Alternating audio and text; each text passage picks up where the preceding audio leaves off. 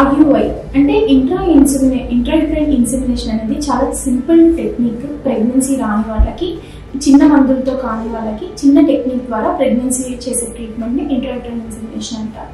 ఇది మనకి సక్సెస్ఫుల్గా కావాలి అంటే ఏమేం జాగ్రత్తలు తీసుకోవాలి అని చెప్పేసి పేషెంట్స్కి చాలా డౌట్స్ ఉంటాయండి. మనం దీని గురించి డిస్కస్ చేసుకున్నాం.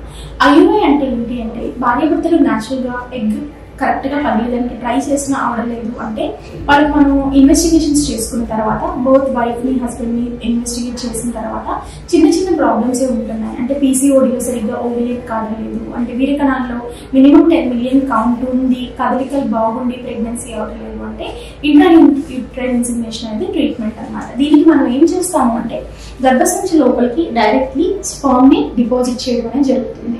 స్పర్మ్ని డిపాజిట్ చేసిన తర్వాత ఆ స్పర్మ్ ఎగ్ కరెక్ట్గా రిలీజ్ అయ్యే టైంకి ఎగ్తో కలిసి ప్రెగ్నెన్సీగా ఫార్మ్ అయ్యి ప్రెగ్నెన్సీ అనేది ఫార్మ్ అవుతుంది.